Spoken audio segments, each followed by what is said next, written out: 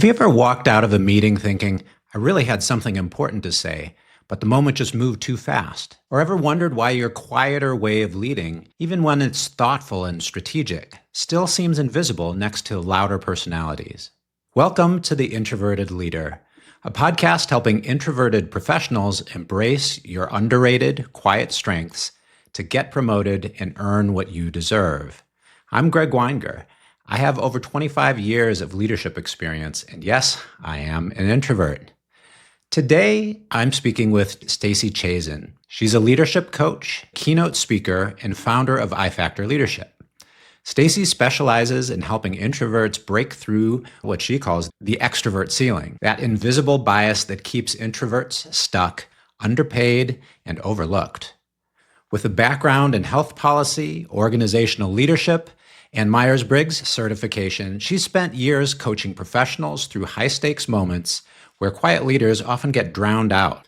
In this episode, you'll discover how to speak up in fast-paced meetings, even when you process information more deeply and slowly. Number 2, a visibility strategy for introverts that doesn't require self-promotion or performance. It's rooted entirely in your written and relational strengths.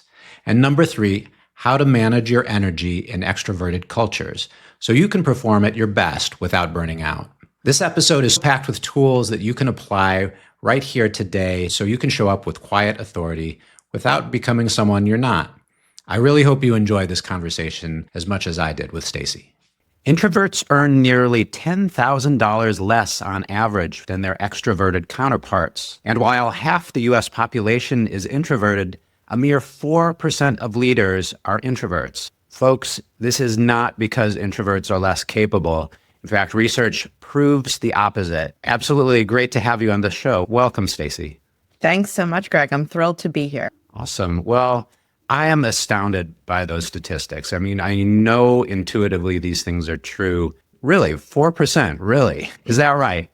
Yeah, I've seen the estimates are from 2 to 4%, and we're talking about folks who are in senior leadership roles. So in the C-suite, vice presidential roles. Yeah, and I share when I saw those statistics, I did a, wow, that can't be right. And then intuitively I knew, yeah, of course it's right. Yeah. So what's going on there? What's going on there primarily is that, quite simply, our workplaces have an extrovert-focused bias.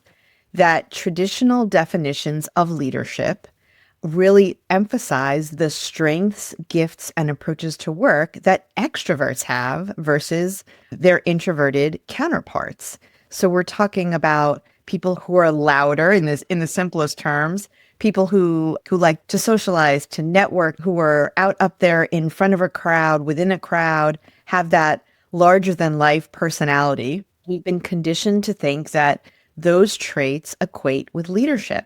And what happens is when there's a mindset like that anywhere, but especially in organizations and corporate America, it's hard to break it because it's kind of a self-fulfilling prophecy. When we equate extroversion with leadership, we have more extroverts in those leadership roles, and we are likely to hire and promote folks who we think are like ourselves.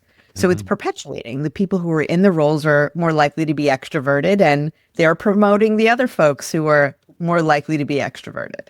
Right. Well, we have more work to do than I realized. So let's get into it. Yeah. But before we do, I want to talk a little bit about your introvert origin story. And, when did you realize this, and how did you eventually come to focus your career on this? Yeah. So my story started when I was in preschool. And I say that because we get messages as soon as we start to be in social environments that being more social, having more friends, playing with the other kids on the playground at recess, right, is somehow better than kids who want to maybe build a tower of blocks by themselves or read a book as they're getting older. And we get that message from our teachers, from parents, from media. And as I moved through my life, through my schooling, I didn't realize at the time, but the messages I was receiving were that because I preferred to do those things, not necessarily build a tower of blocks, but to read a book or to do a crossword puzzle or to have a fewer number of friends where I had deeper friendships was somehow inferior to going out every Saturday night and having a whole slew of friends in the cafeteria. And those messages followed me, and they follow most introverts into adulthood and into my career. And I, again, didn't realize this was what it was rooted in, but I struggled for a while as I became a professional, not fitting that mold of the person who seemed to be getting promoted, of the person who I could do it and I was getting promoted, but it took a whole lot more work. And it took a lot more energy for me sometimes to convince my managers that the way that I'm contributing is just as good as those people who are more boisterous and engaging. And I had this aha moment. I was at a large conference in Phoenix, Arizona, about 500 or 600 people there. And one of the conference organizers came over to me and said, "Hey, Stacey, when we come back from the lunch break, we're all going to get on stage. A bunch of us are going to get on stage and do a flash mob. We're going to start dancing. It's just a way to get people back into the room, get them energized. Would you be up there with us?" And every alarm in my head was going off. I am not a good dancer. I hate to dance. Probably those two things are related. And I thought the idea of being up on a stage doing that with 490 sets of eyes, which I envisioned being just on me, was awful. But I felt pressure to say yes because I felt that, well, that's what a leader would do. That's what someone who was supportive and a team player. So I said yes. It was probably worse than I thought it was going to be. And as soon as it was over, I fled the conference room and hid out in the ladies' room probably for about an hour. And when I emerged from the stall, I looked at myself in the mirror and I said, "What are you doing? You knew you shouldn't have done that." And it was just this, and I ended up missing an hour of the conference. I physically felt ill. And it was this moment for me when I realized I needed to just stop saying yes to things I knew weren't right for me, things I knew would drain me, and that I needed to start leaning into who I was as an all-around human. And that was inclusive of my introversion. That's a great story. I mean, I have a lot of echoes of your career journey and, starting out and saying, "Oh yeah, I want to be a leader." And they're like, "You?" Yeah, it was like, "Oh, I just didn't see you that way," for all these reasons. And so you had this realization, and Yes. had you been doing reading about this at the time, or what led you to really focus on introversion and that part of it? Yeah. So I want to say about 4 or 5 years before that, the employer I was working for offered everyone the opportunity, didn't offer, everyone had to, I think, take a Myers-Briggs type indicator assessment or MBTI. And for any of your audience who are not familiar with MBTI, it's the world's most commonly used personality assessment. And it's actually what I use in my coaching practice now. And I did the assessment and they brought in a leadership coach who helped us at a workplace retreat to understand what the different letters meant. So Myers-Briggs, it's 4 different letters, the first of which is either an I or an E for introverted or extroverted, which speaks to how you lose or gain energy from the world. So those of us who are introverted tend to lose energy when we're engaging with other people or in a large group or talking, thinking out loud, things like that. And I learned about what my profile was, including my introversion, and also how I take in information, how I make decisions, and how I engage with the world. Those are all things that, whether you're planful or more spontaneous, those are all dimensions that Myers-Briggs covers. And it helped me to see that, okay, this is my profile. I'm an ISTJ, introverted, sensing, thinking, and judging. And I learned that people around me, we were a whole mix of letters. And when I saw that the person across the hall from me who drove me crazy had the absolute opposite letters, she was an ENFP. And it made me say, okay, that's why you drive me crazy. But it also, what I learned was the way I do things, the way I approach the world is no better than the way someone else does. It's just different. We're wired differently. And I began to see that the beauty of it is when you have a team that it's like the alphabet soup. The beauty's in the alphabet soup. You want to be working with people who have a mix of the letters. So you're bringing a really wide range of skill sets. So that was the start for me to start thinking about, okay, I'm introverted. And that's not a bad thing. That when I read my assessment, there were all these wonderful things that come along with being introverted, right? We tend to have a higher level of emotional intelligence. We're good at seeing nuances. We're good at analytics. We tend to be strong writers. That's one of my core strengths. And that was the beginning for me to start paying attention to that and leaning into it some more. And then fast forward a few years, I kind of became a leadership junkie. I was so interested in this topic. I had the opportunity to design a leadership academy for state health agency leaders, and ultimately went back to school to get a master's in organizational development and leadership because I knew it was what I was meant to do. And then the final piece of the story is when I finished my master's, I looked back on it and realized that the whole program, the theme of the whole program, really was leadership from a place of self-awareness. And to the extent that we can be aware not only of our strengths and our gifts, but what we lack, so that we can begin engaging other people who fill the holes of what we lack, see who can we work with, who can we collaborate with, that will help us be the best leader we can be. That's our greatest opportunity for success. And I now coach introverted professionals to do that. And I work with organizations to help them cultivate and recognize the strengths of their introverted employees. That's fantastic. And you're starting to lay it out here, but help connect the dots for us. What are the problems with our default mode of leadership, which is extrovert only? Yep. So one problem is, let's take meetings, for example. Meetings are often a great proxy for how people are viewed as leaders. Are you speaking up? Are you assertive? Do you have an immediate answer to questions that are on the table? So extroverts tend to think out loud. That's how they process information. They're thinking out loud. They're sharing their thought process with others. They're coming up with answers quickly. They're moving from topic to topic. These are things that we say, wow, this person really knows their stuff. They're really great at leading this conversation or contributing in a way that's making a difference. But we as introverts, we're going to do our best work when we have time to think. When we see the array of information, when we hear the questions that are on the table, and we can process on our own, or maybe in conversation with one other person, we might come up with an idea that is just as good, if not better, than what our extroverted colleague did in that meeting.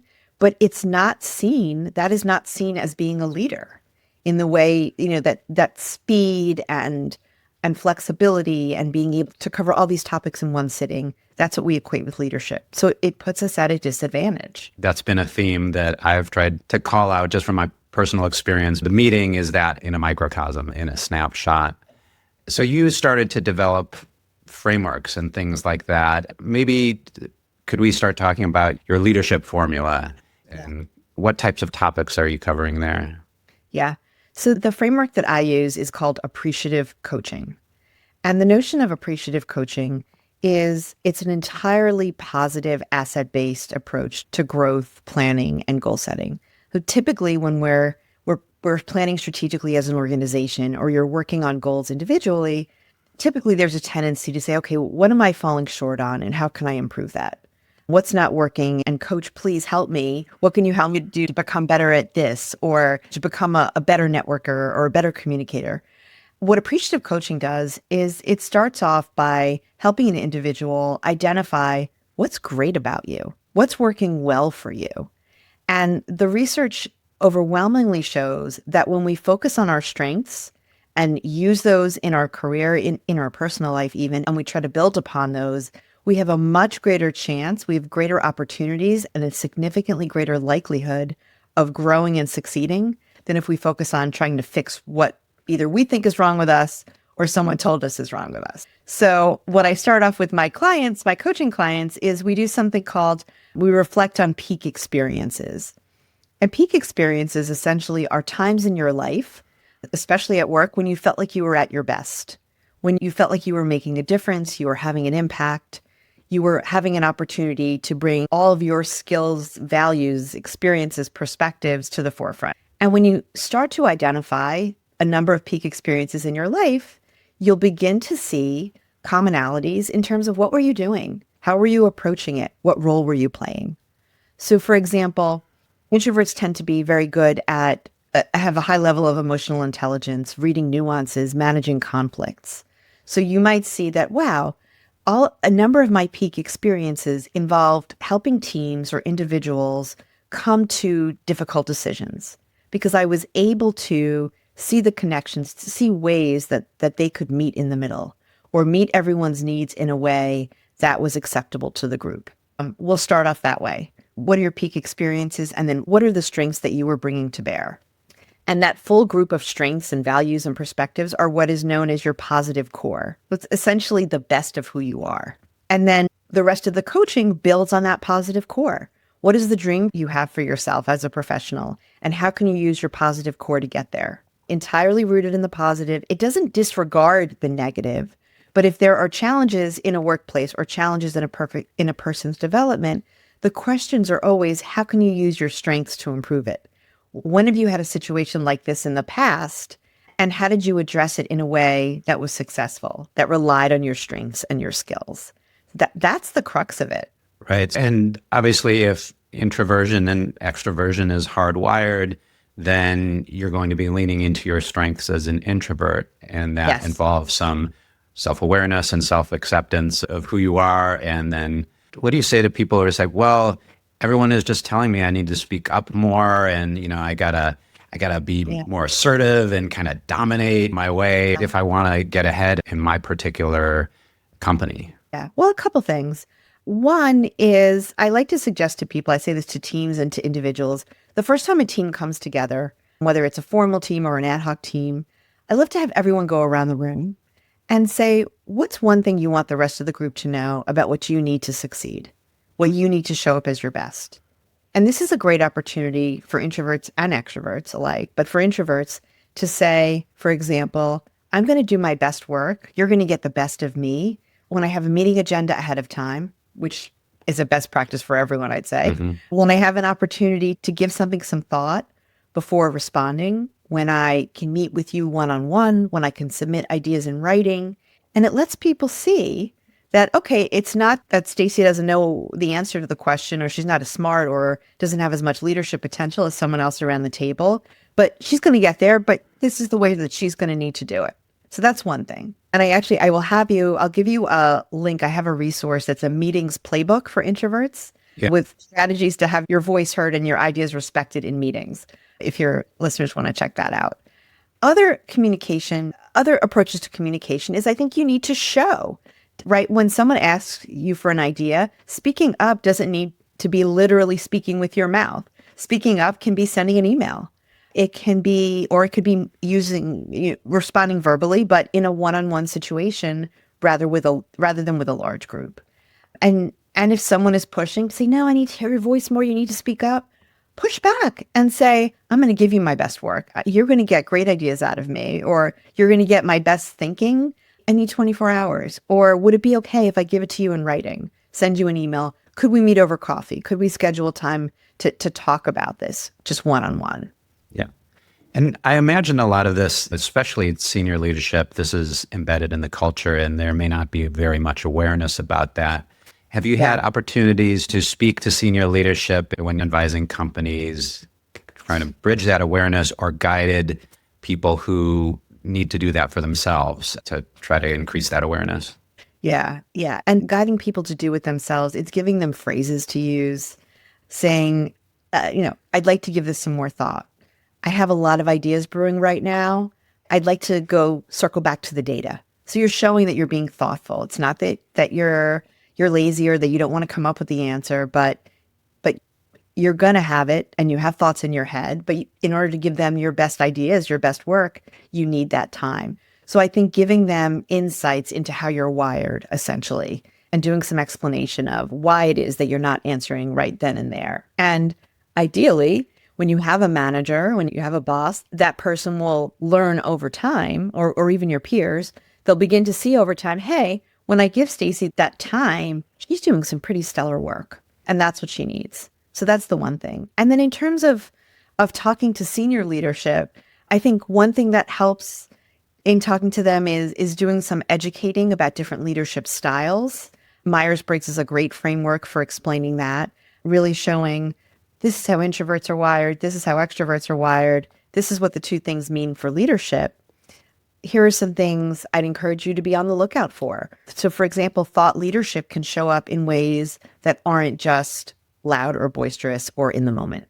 Yeah, and I imagine really you need both sides to move to an extent. You need to develop some awareness and openness to different styles. And then there are things that introverts can do, like you were mentioning. I'm going to share a little bit, give some insight into my thought process a little bit. While I'm thinking about this, or I need time to do this, and I'm going to circle back. Whether you're articulating it, what's happening in the moment for you, or you're just trying to ask for time or explain what's going on. Either way, you're opening a window into our our quiet thinking brain for other people.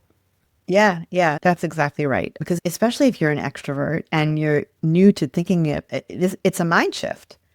So you need to give people, and rightfully, I think, the evidence. It's not, don't just take my word for it or the Hmm. person's word for it, but here are evidence-based frameworks that show you that these types of leadership skills that are typically innate to introverted individuals, here's how they equate with leadership. Here's how they can help your organization advance its mission. Yeah. Well, we've got the frameworks on our side, but we've still got a lot of work to do with our Well, yeah, 4%. it's like changing any deeply embedded beliefs we have about anything, really. Yeah. But it's very hard when that bias in the workplace exists among the people who benefit benefit from it, or they have Right. benefited. Hmm. Yeah, Yeah. It's really embedded into the power structure, and power structures aren't easily changed. that's exactly right. Yeah. There's a bunch of these situations that are challenging for introverts. So the first thing would be presentation. How do you coach your clients on that? Yeah, I love that question because I think that's one of the myths people have about introversion, that we're not Hmm. good presenters.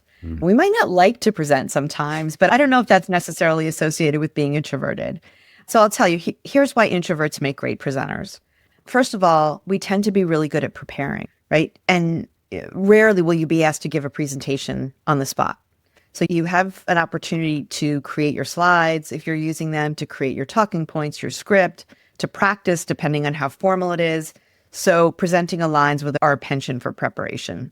We also tend to be very good storytellers, and stories are really one of the most impactful things you can do during a presentation to make an impression on people. Chances are someone will leave a presentation not remembering a data point you presented, but they'll remember the story you told. So we tend to be good storytellers, in part because many of us, myself included, are voracious readers. So we're very comfortable with narrative arcs. And that third reason I'll highlight is because when you're up on a stage or you're in front of a boardroom, people aren't making small talk with you. You kind of have this barrier, especially if you're at a conference, if it's a keynote, for example. You're up on a stage, you're behind a microphone, or maybe you're walking on the stage, but people aren't popping over to you to suck your energy with small talk or on the fly questions.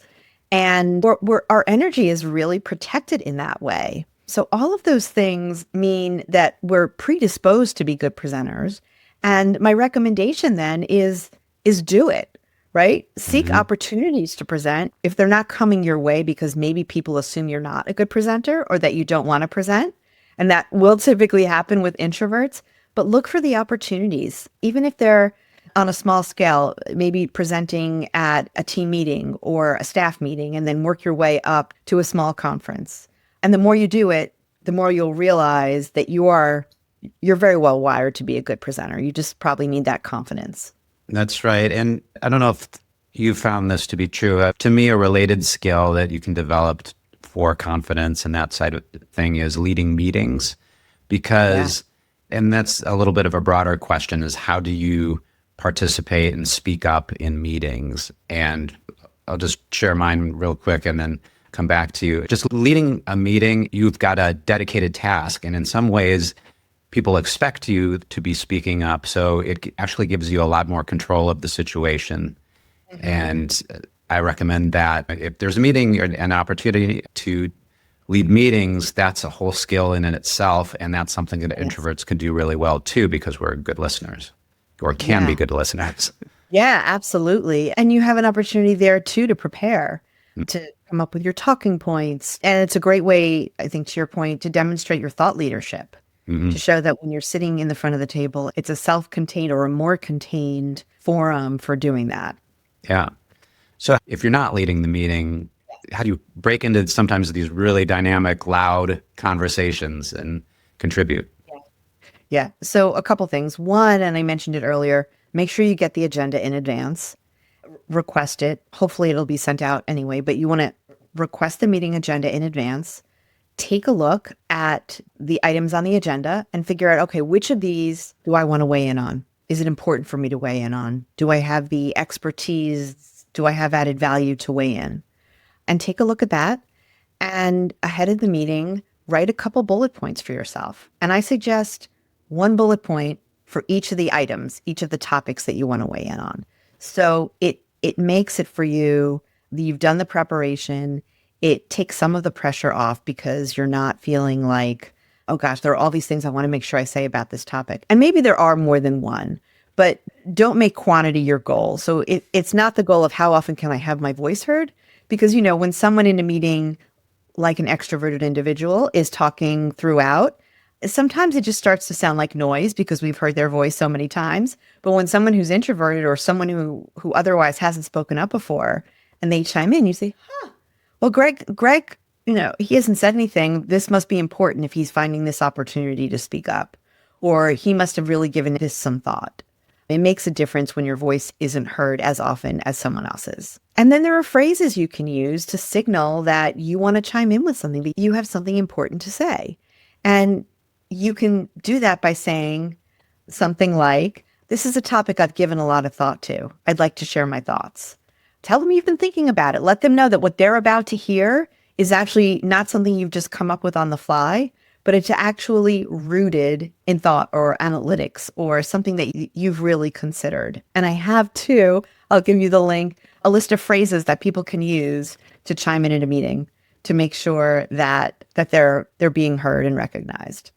Nice. So that will catch people up a little bit. It's like, oh, what, that sounds interesting. We're all distractible. Yeah. You're like, oh, I've been giving this a lot of thought. Yeah, that's a good one.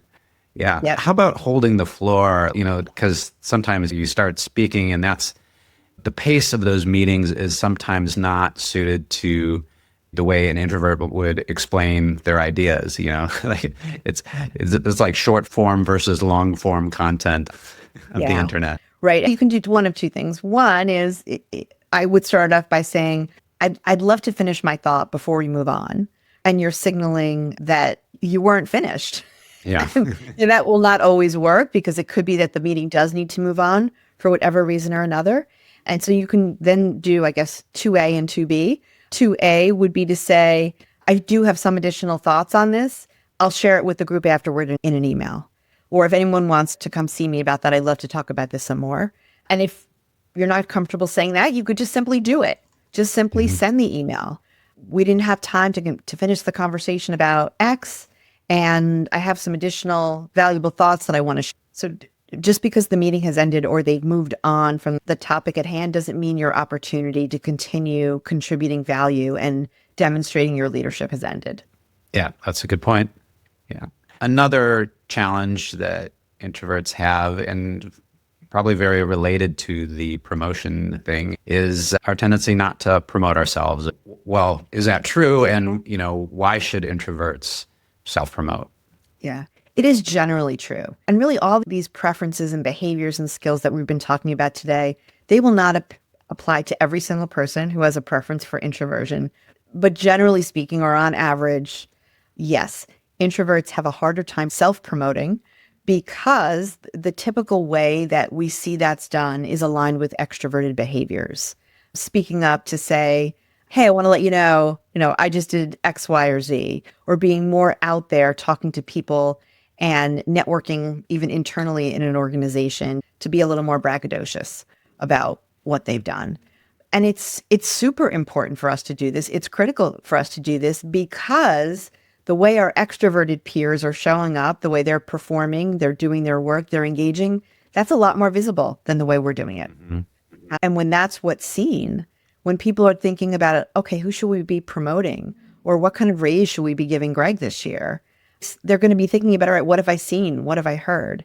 And since as an introvert, you're not as visible in what you're doing, how you're showing up, you do need to call those things out for your boss, for your manager in different ways. But the ways need to be aligned with who you are. So everything I recommend is all about doing the same things that extroverts do, but you need to do it in ways that align with your introverted strengths and preferences. Because if you try to do it in a way that isn't true to who you are, you're not going to be successful. And that's true really with anything in life.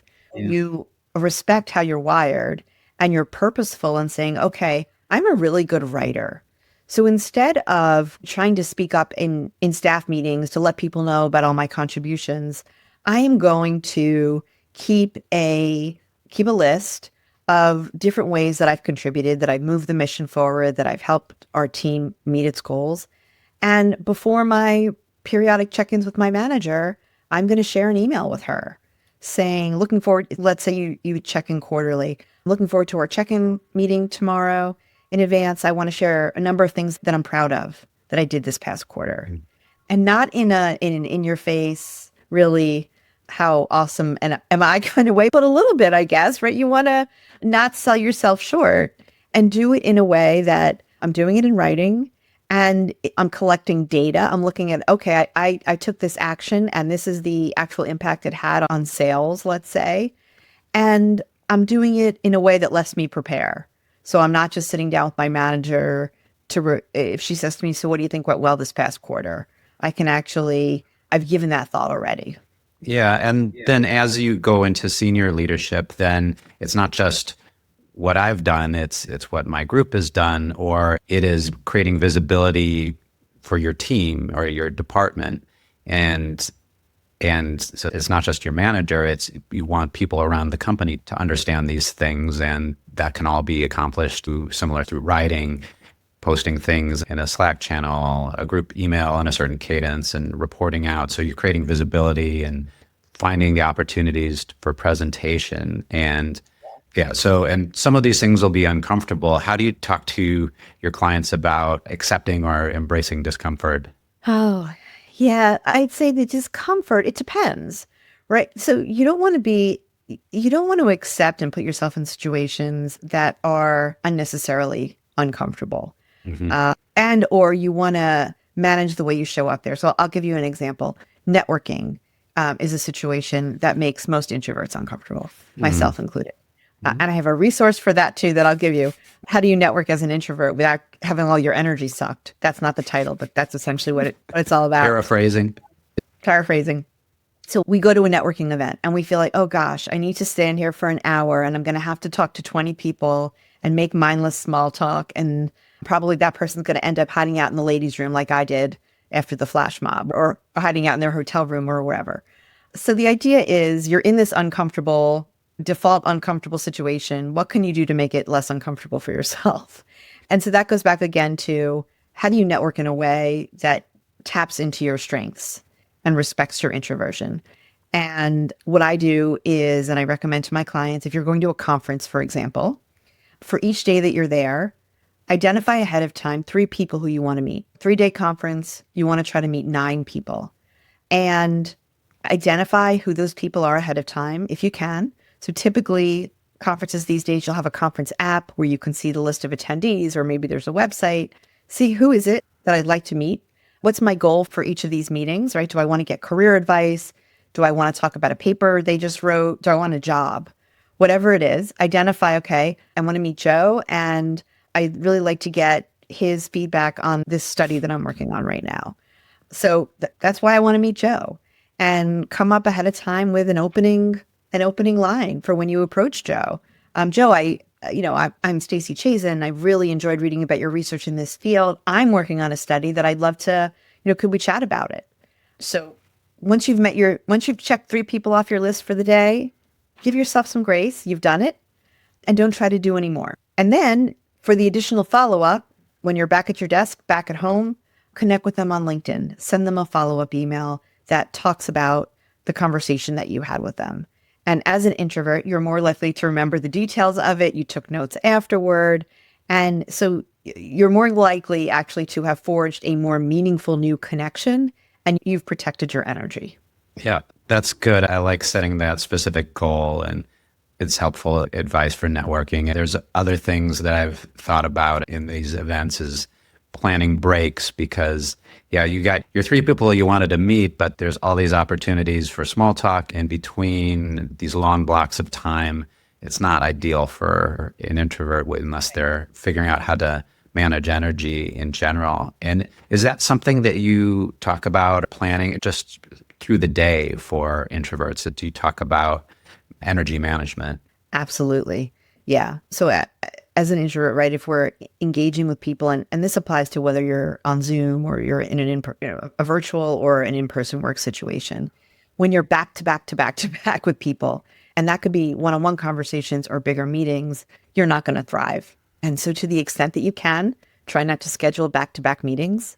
I love to recommend to organizations that don't have your meetings go 60 minutes, but have them go 50 minutes. So people have that 10-minute buffer to recharge, whether it's a bio break or it's just getting your head in a calmer place to, taking a walk around the block, whatever it is, make it so it's not back to back throughout your day. The other thing I recommend is task batching.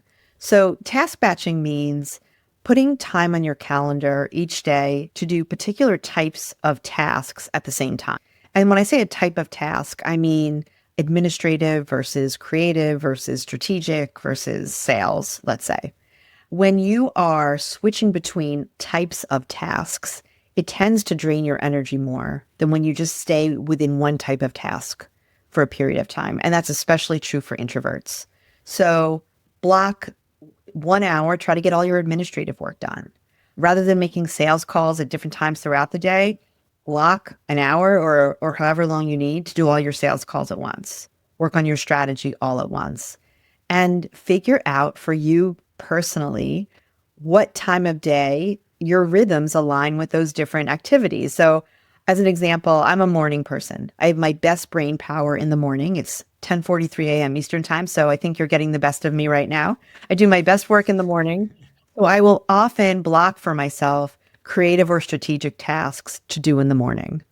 And then I'll leave my administrative stuff for the afternoon when I'm feeling a little more burnt.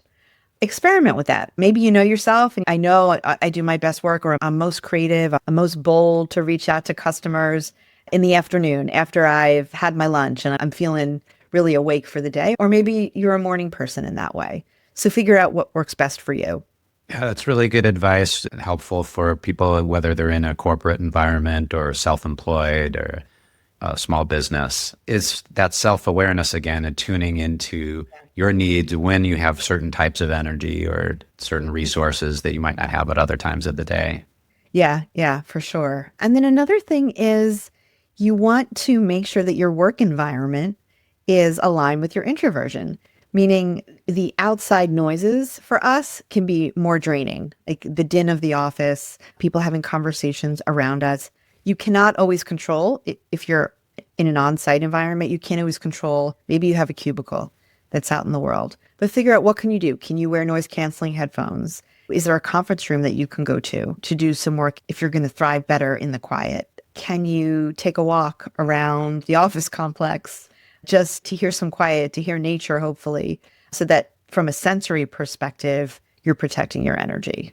Yeah, that comes back to taking breaks and planning. How long can you really go focused at a certain kind of task? You're going to be much more productive if you take that 10 minutes to take a walk around the block, even better if you can find some nature.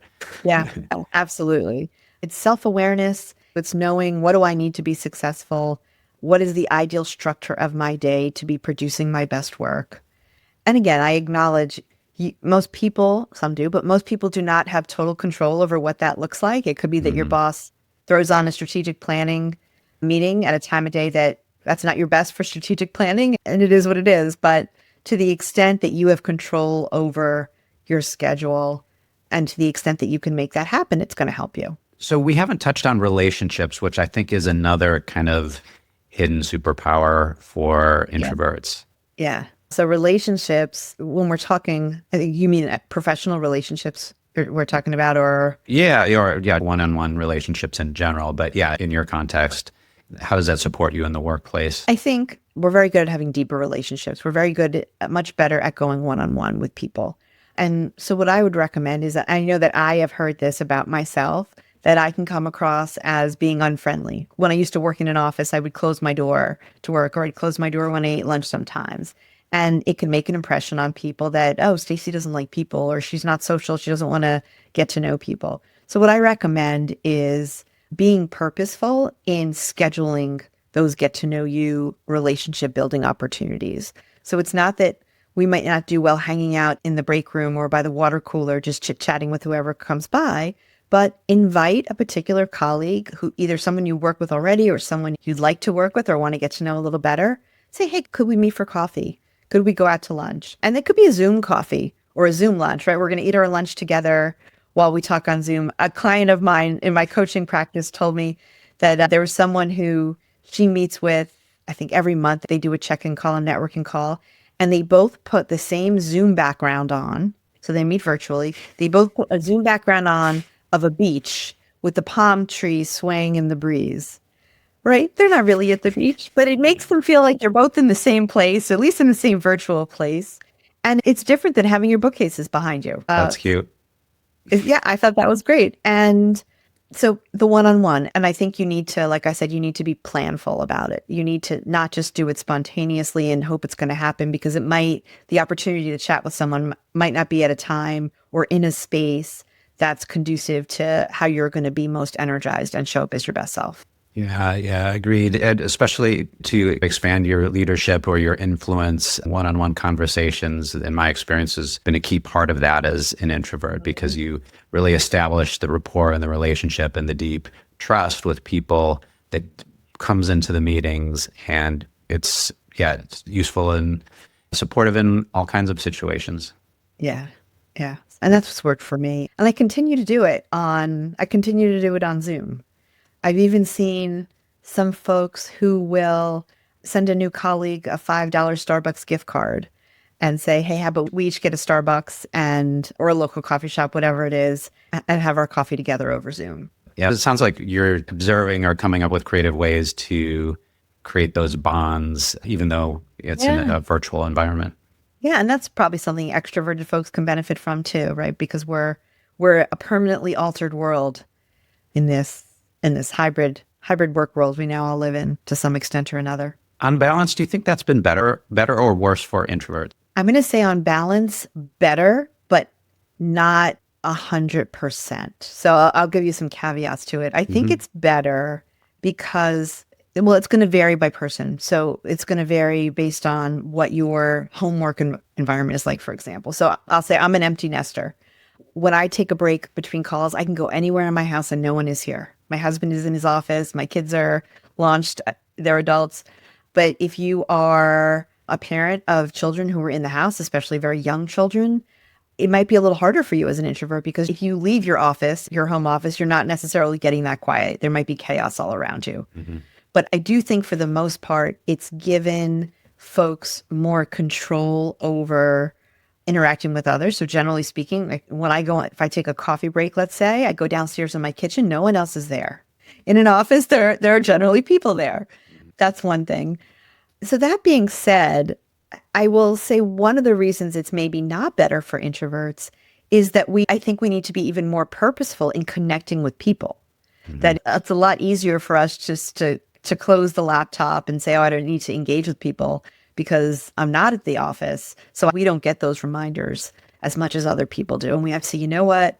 I have felt this myself as an introvert. I was working from home even before the pandemic, but I was traveling a lot more. And of course, all the business travel stopped during COVID. And at least in my spaces, it hasn't resumed fully. I travel less than I used to. And I realized that travel was one of the things that gave me balance between my alone time and my needing to be with people time. And I don't have that as much anymore. So I need to be more purposeful. I've joined local networking groups. That's been a big thing for me. I go to networking events in my community. So it's forced me to put myself out there in ways that weren't automatic as they were in the past. Yeah. And that comes back to self-awareness and understanding what your needs are, because just because you're an introvert doesn't mean that you don't have a fundamental need to socialize with people and spend time with people and form those connections. So yeah, what is it that you truly need, and recognizing that's one of the things. Yeah, for sure. Yeah. Stacey, so you've been doing this for a while now. Just looking at the culture, do you think things are moving in a particular direction? Do you think things are getting better for introverts, or is there more awareness developing, or are we in a retrograde moment? I will see in my clients are moving in a good direction, right? They have the tools to be able to speak up more, to get recognized. And I'm seeing that they're having success in their workplaces. But based on what I hear from them, no, the default in the workplace, that's not something I'm seeing significant movement on from my perspective. I do think one of the words I've been using, which I know is a bit of a hot button word these days, is diversity.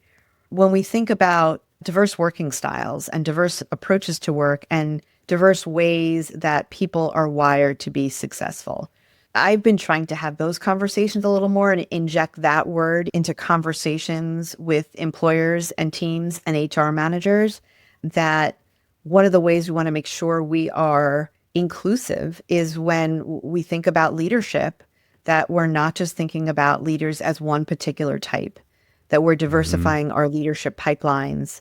We're diversifying the types of leadership development offerings we give our employees. So it's not just, okay, we're going to have a company retreat or we're going to have a group training session. But there are going to actually be different ways that people can use professional development and training that align with how they're best going to learn and have the greatest likelihood of getting benefit from the resources you're investing in that as an employer.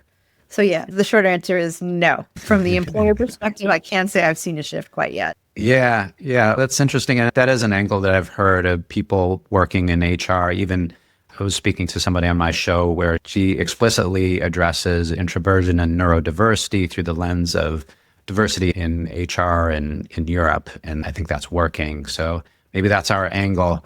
We're going to have to keep Yeah. railing if we're going to make headway against this 4%, 2 to 4%. Oh, it's even worse. Maybe it's the answer is more flash mobs, I think. Oh gosh, I really hope that the answer isn't more flash mob. Yeah, and me either. Awesome. It's been so great to cover all this ground with you, Stacey, of people. And you mentioned a number of resources. We'll make sure those are in the show notes. If people want to learn more about your work, where should they go? Folks can check me out at ifactorleadership.com. I have a number of free resources to help introverted professionals speak up more, network, become more productive in their day. Some of the things we talked about scheduling your day and eliminating distractions. A number of free guides there. I have an on-demand course called the Introverts Leadership Formula, where folks can go through a series of video learning related to communicating more powerfully, preventing burnout, and how do you actually negotiate for yourself and get a raise or a promotion in ways that tap into your strengths. And then I also do private coaching. So information about all of that is available at ifactorleadership.com. Fantastic. Check it out. Thanks so much for being here today. Thank you, Greg. It was such a pleasure. All right, let's take a moment to recap the most important ideas from today's conversation with Stacey. Remember, you don't need to match the pace of fast talkers in order to lead. Start noticing where your best ideas come from. It's through quiet preparation, that deeper analysis, and the clarity that follows thoughtful reflection. These are your strengths, not liabilities. Number two, remember that visibility doesn't come from being louder. It requires becoming more strategic, whether it's a written follow-up, a one-on-one conversation you have afterward, or just a well-timed observation in a meeting. You can demonstrate your value in ways that align with your introverted strengths. And number three, pay attention to your energy. Manage it. Introverts lead best when we aren't depleted. Protect your focus, design breaks into your day, and structure your work in a way that lets your brain work the way it naturally wants to do.